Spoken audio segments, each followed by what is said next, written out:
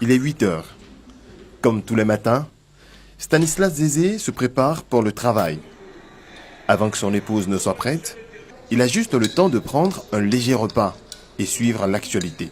Il fait en effet partie de la liste de ces hommes qui ont construit leur richesse avec le soutien de leurs femmes. À l'heure du boulot, ils se rendent dans le quartier des affaires au plateau où se trouvent les bureaux de leur entreprise. Le président directeur général de l'agence de notation financière Bloomfield Investment Corporation est heureux de travailler avec sa femme. Ma femme va apporter cet esprit critique là, dans les décisions prises pour l'investissement, pour l'organisation, pour la structuration du business et surtout pour les partenariats. Si les structures au sein du groupe sont bien gérées, de même que le foyer, c'est tout simplement parce que les règles de base ont été fixées. Donc on fait véritablement la part des choses. Quelle que soit la dispute qu'on peut avoir, une fois qu'il faut parler boulot, c'est comme si on fait complètement abstraction du différent personnel qu'on a.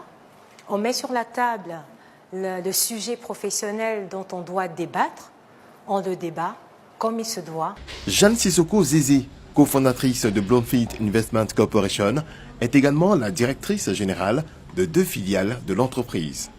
Pour une vie de famille réussie, Stanislas Zézé et son épouse ont opté pour l'équilibre. Nous partageons les tâches à la maison.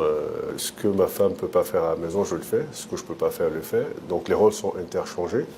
Il n'y a pas de distinction particulière ou de tâches assignées à l'un et à l'autre. Donc toutes les tâches sont interchangeables et nous arrangeons de sorte à ce qu'il y ait une certaine harmonie, de sorte à ce qu'il n'y ait pas de rupture ni dans la famille, ni au travail.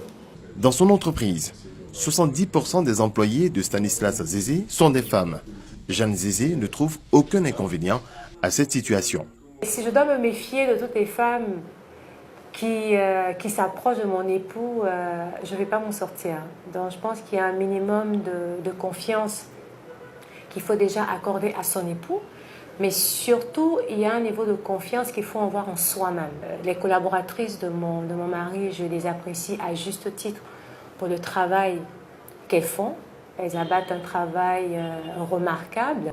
Développer une entreprise avec son conjoint ou sa conjointe est une belle aventure, à condition de préserver les droits de chacun et de suivre les principes de base d'une bonne gestion et d'un bon management réussi.